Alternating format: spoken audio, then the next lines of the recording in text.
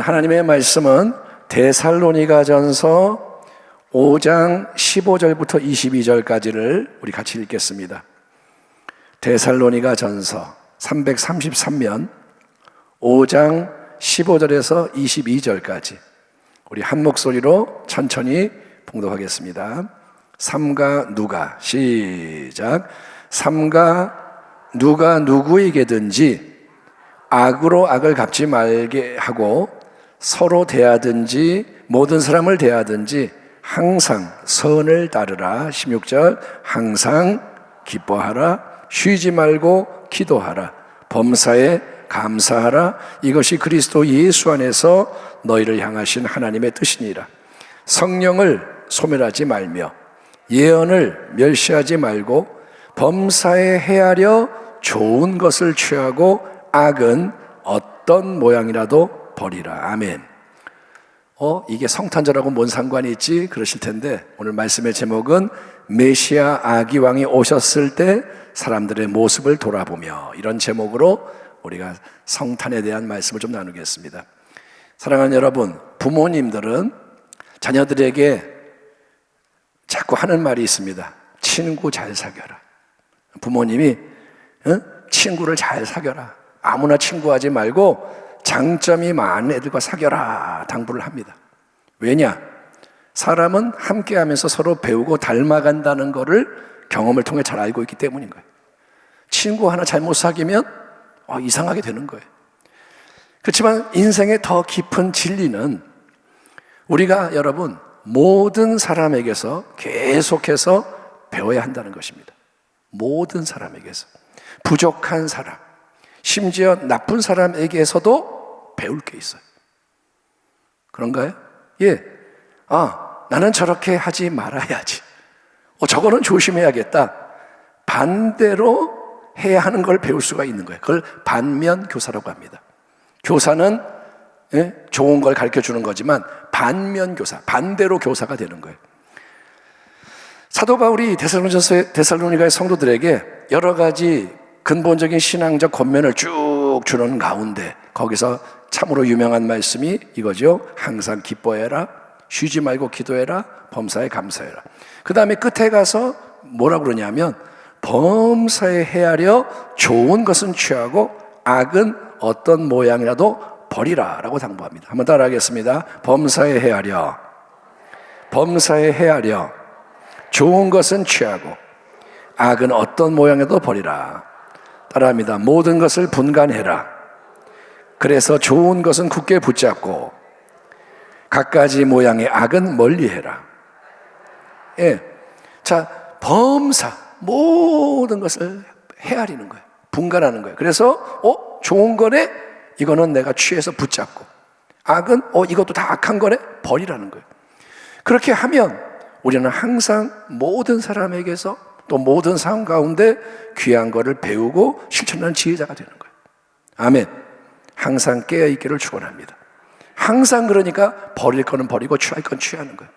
예, 쓰레기 갖고 다니지 말고 쓰레기는 버리고 좋은 거는, 귀한 거는 취하고.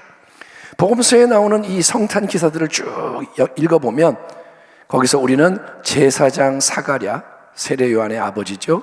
그 다음에 엘리사벳 어머니 부부, 마리아 요셉 부부, 목자들, 동방박사, 시몬, 안나, 이런 좋은 인물들로부터 신앙의 감동과 도전을 받게 됩니다. 시몬의 기다림, 안나의 신실함, 이런 거. 그들은 2000년 전 메시아 아기 왕의 오심에 헌신하고 기여했던 귀한 사람들입니다. 동시에 우리는 신앙의 반면 교사로서 저렇게 하면 안 되는구나, 저런 모습은 절대로 닮지 말아야겠다, 깨달음을 주는 인물들도 고려를 해야 돼. 우리가 시몬, 안나만 얘기하면 안 되고 문제가 있는 사람들도 들여다봐야 됩니다. 그 리스트에 첫 번째 올라가는 사람은 누구냐? 이미 우리가 주일날 살펴봤던 헤롯 왕인 거예요. 헤롯 왕. 헤롯 왕은 어떤 사람입니까? 간교한 자, 사악한 자, 무자비한 통치자, 자기 게 아닌 거를 취한 자, 자격이 없는데 싸바싸바 해가지고 왕좌를 얻은 자, 권력욕에 사로잡혀서 자기의 이기적인 목적 달성을 위해서는 어떤 악한 짓도 마다하지 않는 사람인 거예요. 그 사람은 배우는 게 없어요. 자기의 목적 위해서는 아내도 죽이고 자식도 죽이고. 그래서 그는 메시아로 이 땅에 오신 아기 왕을 미워합니다. 죽이려고 했던 장본인입니다. 이처럼 여러분, 세상의 것과 자기 자신을 사랑하는 마음이 가득해서 자기의 왕국을 세우고 고집하는 사람은 절대로 성탄의 복된 은혜를 누릴 수가 없고 마귀의 앞잡이로 살다가 결국 패망하고 만다는 것이. 아멘. 헤롯 왕을 부러워하지 마세요. 헤롯 왕하고 동조하면 안 돼요. 아멘. 아멘. 세상에서 떵떵거리고 사는 것 같지만 마귀의 앞잡이가 되는 사람은 패망합니다. 헤롯 왕을 기억하십시오. 두 번째로, 우리는 그 당시에 대제사장들과 서기관들, 그러니까 유대의 종교 지도자들의 모습을 우리의 반면교사 삼아야 합니다. 자, 헤롯 왕이 그리스도가 어디서 나겠느냐 묻습니다. 동방 박사가 등장해서 새로운 이스라엘 왕이 어디 있느냐, 그러니까 그 메시아 왕이 어디서 나겠느냐 물었을 때 종교 지도자들인 대제사장과 서기관들은 그 즉시 미가 선지자의 예언에서 정답을 딱 찾아내요. 그리스도가 어디서 나겠냐고요? 여기 있네. 미가 선지자의 예언. 수백 년 전 미가 선지자가 예언한 그 말씀, 미가 5장 2절. 그 말씀을 정확하게 인용을 하면서 뭐라 하냐? 헤롯 대왕이여 폐하, 메시아 아기 왕이 태어나실 것이라고 예고된 특별한 장소는 바로 유대 땅 베들레헴입니다. 그들은 딱 대답을 해요. 메시아 탄생 장소 정답 베들레헴. 그들은 성경 퀴즈하면 1등이에요.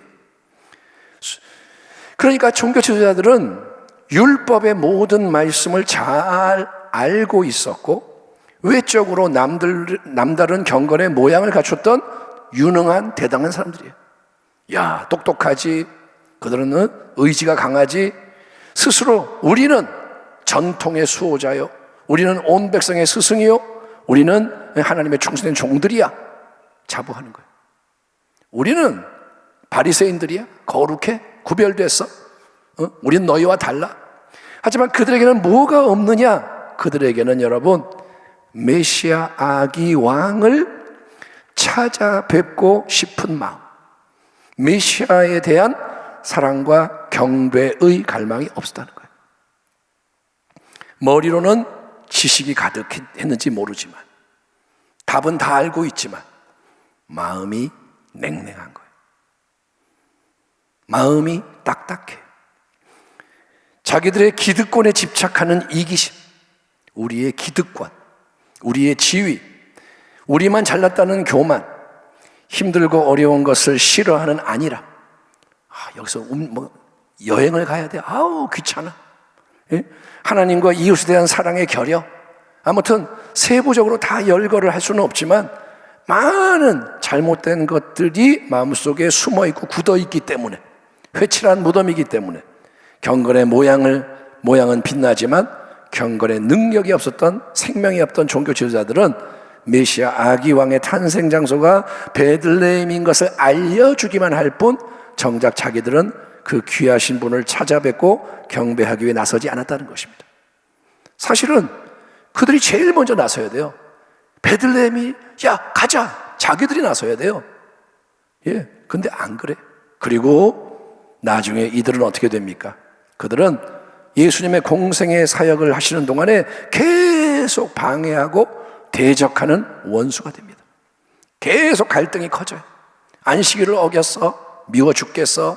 저거는 죄인이야, 하나님 아들이 아니야? 그러면서 계속 방해를 하고 대적하고 마지막에 주님을 십자가에 못 박아 죽이는데 앞장을 섭니다.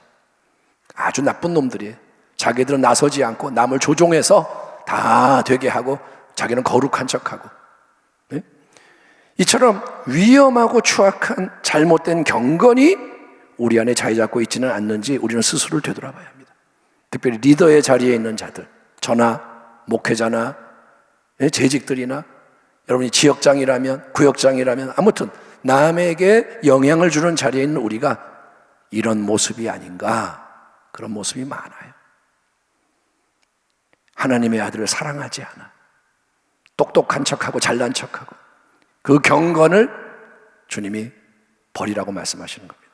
세 번째, 우리는 그 당시에 예루살렘 주민들 모습 속에서도 혹시나 우리 안에 숨어 있을지 모르는 신앙적 오류를 발견할 수 있을 겁니다. 자, 어느 날 동방 박사들이 짠 등장해서 유대인의 왕으로 나시니가 어디 계시냐, 우리가 동방에서 그분의 별을 보고 그에게 경배하러 왔노라 막 수소문을 하자 헤롯 왕과 온 예루살렘이 소동했다라고 성경이 기록합니다. 한번 따라합니다. 헤롯 왕과 온 예루살렘이 소동했다. 예, 그러니까 헤롯 왕이 놀란 거는 당연하죠. 예, 그런 악한 사람이니까. 근데 예루살렘의 모든 주민도 헤롯 왕과 함께 놀라고 당황하며 난리법석을 떨었다는 건데, 이 말인즉슨 그들이 여러분 메시아 아기 왕의 오심에 대해 전혀 기대하지 않고 있었고 준비되어 있지 않았다는 거예요. 그들이 기다리고 있었다면 오, 왕이시여 오셨군요 해야 되는데 그들이 소동을 해요. 물론 유대인들은 오랫동안 메시아에 대한 소망을 전수해 왔습니다. 곧 오소서 다윗의 자손 구원자 메시아 왕이요, 시몬이 기다리고 안나가 기다리고 그런 경건한 자들이 있습니다. 공식적으로는 그게 유대인들의 신앙 고백이 맞습니다. 하지만 유대 종교 지도자들이 머리로만 말씀을 알았고 마음은 냉담했던 것처럼 일반 백성들은 매일매일의 고된 삶 속에서 무엇을 먹을까, 무엇을 마실까, 어떻게 살아갈까, 일상의 무거운 짐을 짊어지고 육신의 만족과 유익을 추구하기에 급급했던 것 같습니다. 그들은 사는 게 바빠요. 사는 게 고돼. 그래서 여러분 삶 속에서 좀 만족을 얻고 재미를 얻고 이걸 위해서 열심히 살다 보니 헤롯 왕의 통치 아래, 로마 제국의 영향 아래 삶이 쉽지가 않아요. 근데 어느 날 갑자기 동방박사들이 나타나서 새로이 태어난 유대인의 왕이 어디 계시냐, 우리가 그분을 경배하러 왔다. 그러니까 이 소식에 온 백성이 불안해하고 두려워하는 거예요. 앞으로 이제 어떤 일이 우리에게 일어나게 될까? 저 헤롯 대왕, 종잡을 수가 없는 사람, 사납고 괴팍하고 무자비한 왕인데 이런 이상한 소문 때문에, 안 좋은 소문 때문에 헤롯 왕이 신경이 곤두서고 화를 내고 이상한 명령을 내리면 어찌한다? 지금도 사는 게 이렇게 힘든데 앞으로 모든 게 더 힘들어지면 어떻게 버티지? 모르긴 해도 이런 분위기가 온 성을 소동하게 만들지 않았을까요? 여러분, 우리의 마음과 삶이 이 세상의 일에 매이고 염려와 수고가 가득하다면, 그냥 사는데 급급해, 그러면 우리는 메시아 아기 왕을 맞이하고 경배할 수가 없습니다. 내일이 성탄절이지만 우리의 마음이 세상 걸로 바쁘고 염려 수고로 가득하면 기쁘다 구주 오셨네 진짜로 못한다는 거예요. 먹고 사는데 집착하고 당장 지금 눈앞에 있는 것이 전부인 인생은 세상의 힘 있는 자만을 바라보는 거예요. 헤롯 대왕만 신경 쓰는 거예요. 그 사람이 요동할 때 함께 요동할 수밖에 없다. 이게 우리에게 어떤 도전의 메시지를 주는지를 깊이 생각해 볼 필요가 있습니다. 우리도 사람을 바라보며 환경을 바라보며 그것에 의해서 인생이 왔다 갔다 하지 않냐 이거예요. 헤롯이 요동하니까 같이 요동하고, 헤롯이 기분 나쁘니까 나도 큰일 났고, 그게 많은 사람의 모습이라는 겁니다. 마지막 네 번째로 우리는 그 당시 베들레헴에 있었던 사람들에 대해서도 잠시 생각해 봅니다. 자, 로마 황제 아구스토의 호정령이 떨어집니다. 로마의 황제가 내 통치 아래에 있는 모든 사람은 고향에 돌아가서 호적을 등록해라. 그래서 로마 제국이 그 당시 지중해 일대를 다 통치하니까 이 주민들이 예외 없이 황제의 명령, 자기의 고향으로 돌아가서 새롭게 호적 등록을 해야 되는 거예요. 황제의 명령, 이거는 뭐 헤롯 대왕의 명령도 아니고 가장 높은 대장의 명령이니까 다 합니다. 그래서 만삭의 몸이었던 아내 마리아 데리고 요셉이 자기의 고향인 다윗의 동네 베들레헴으로 여행을 합니다. 어쩔 수가 없어요. 그곳에 도착을 하자마자 이제 아기가 나오는 급박한 상황이 발생한 거예요. 하지만 호적 등록 때문에 평소보다 붐비던 이 베들레헴 동네에서 이들 부부는 제대로 된 방을 구할 수가 없습니다. 아기 예수님은 그래서 한 마구간에서 태어나시고 강보에 쌓여 구유에 고이 누이시는 거예요. 우리가 아는 성탄의 장면이 연출되는 거예요. 자, 하나님이 위대하신 영원하신 하나님이 오래전부터 계속 말씀하신 위대한 일이 일어났어요. 예수님이 태어났습니다. 메시아가 탄생하셨습니다. 기쁘다, 구주 오셨네, 만백성 맞으라. 아멘. 그날 밤에 하나님의 아들이 이 땅에 오신 거예요. 예. 그런데 베들레헴에 있었던 사람들은 아무도 그 사실을 몰라요. 하나님의 아들이 오셨는데 몰라요. 다 자기의 이런저런 일이 인생의 전부인 거예요. 베들레헴의 주민들 일상의 일로 분주하죠. 매일매일 살아야 되니까. 호적 등록하러 고향에 온 여행자들 자기들 용무 처리하는 게 중요합니다. 빨리 등록하고 가야 돼. 잠은 어디서 자야 되지? 방 찾고, 음식 먹고, 뭐 이거 하고. 특별히 아주 중요한 기회를 놓친 가장 안타까운 사람은 누굴까요? 저는 여관준이라고 생각합니다. 예? 글쎄요, 그 당시 베들레헴에 여관이 몇 개나 있었는지 모르지만 오늘날처럼 이런 숙박시설이 없습니다. 그러니까 여관이 있어도 뭐 하나나 있겠죠. 두 개? 모르겠어요.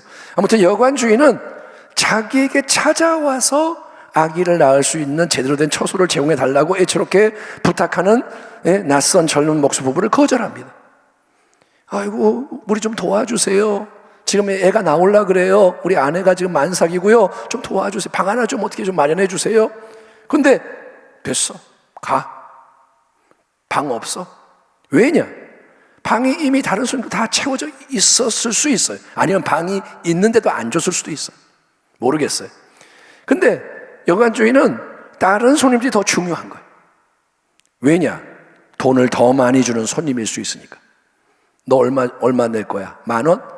이 사람 10만 원 낸대. 됐어, 가.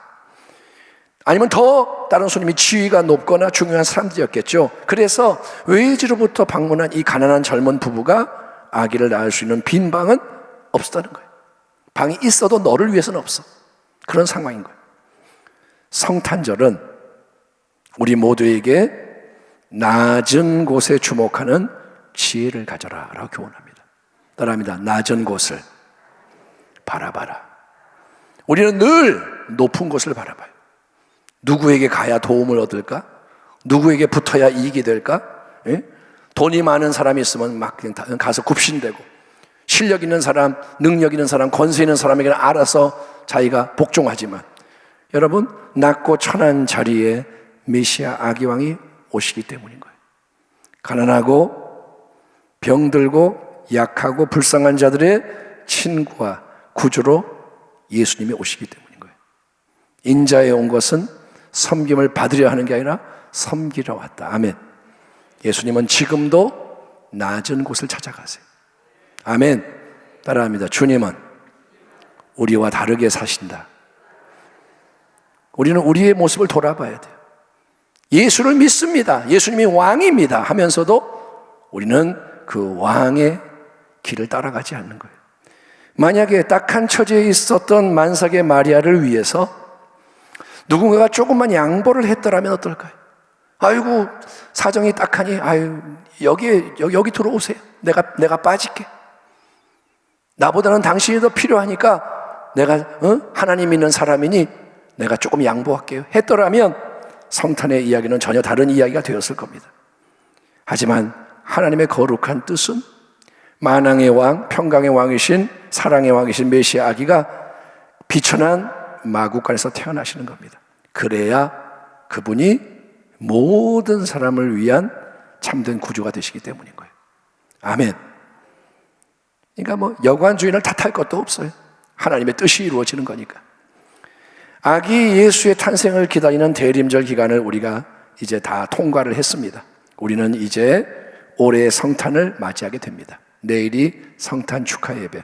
내일 예배 오실 때 오늘처럼 혼자 오지 마시고 가족도 다 모시고, 예, 오늘부터 작업을 하셔야 돼요.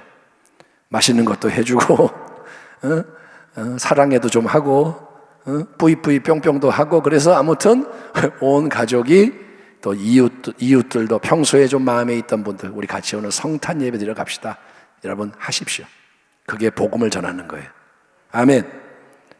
복음을 전하지 않고 살아가는 여러분 우리들에게 하나님이 예수를 증거해라라고 말씀하십니다. 그래서 내일 예배에 오시는데 2000년 전이 지났지만 가만 보면 세상의 모습은 그때나 지금이나 비슷한 것 같아요. 세상은 달라졌지만, 우리의 시대가 문화가 다르지만 인간 사는 모습은 비슷합니다. 그러므로 성탄의 인물들을 묵상함으로써 우리의 마음을, 삶을 살피는 게 지혜입니다. 아멘. 그들의 모습이 우리의 모습인 거예요. 사가랴, 엘리사벳, 마리아, 요셉. 마리아의 이야기를 묵상해 보세요. 처녀가 한 14살밖에 안 됐어요. 처녀라는 게 20몇 살 이런 처녀가 아니고 그 당시는 굉장히 어려요. 근데 갑자기 네가 엄마가 될 거야. 그런데 이 아이가 주의 여종이오니 말씀대로 이루어지리이다. 그 믿음이 어떤 믿음인가? 또 그런 마리아를 사랑으로 품는 요셉, 그 마음이 어떤 마음인가? 여러분, 시므온, 안나, 동방박사, 목자들, 세례요한, 이런 사람들에게서 우리는 참된 성탄의 신앙을 배웁니다. 아멘. 아기 예수를 위해 사는 거예요. 다 아기 예수에게 헌신하는 거예요. 아울러 오늘 말씀을 통해서 헤롯 왕, 종교 지도자, 예루살렘과 베들레헴의 주민들의 모습을 반면교사 삼아야 됩니다. 아, 저렇게 하면 안 되는구나. 근데 저게 내 안에 있구나. 이거 바꿔야 되는구나. 그래서 아기 예수를 참되게 경배하는 복된 성탄의 자리로 우리가 나아가고, 아멘. 아멘. 오늘 이 예배만이 아니라 내일의 특별한 예배가 정말 그런 예배가 되기를. 엎드려 절하세요. 구세주 났네. 아멘. 마음이 꿇어 엎드려야 돼요. 베들레헴의 그 아기 앞에. 그리고 그 앞에 머무는 거예요. 1시간 예배드리고 끝, 이게 아니라 동방박사의 이야기에서 설교 때 강조를 못했는데 감동되는 게 뭐냐면, 그 멀고도 험한 고통스러운 여행의 목적이 경배였다는 거예요. 아기 예수를 만나기 위해서 그 길을 온 거예요. 그리고 기쁨으로 크게 기뻐하며 예물을 드리며 경배하는 거예요. 그게 예배라는 거예요. 아멘.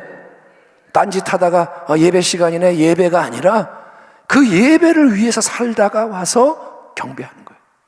그런 경배가 내일 이루어지고 새로운 은혜로 충만히 채워져서 그런 은혜를 나누고 누리는, 세상을 향해 기쁘다 구주 오셨네 외치는 교회와 가정과 성도가 다 되시기를 우리를 위해 이 땅에 오신 주님의 이름으로 축원합니다.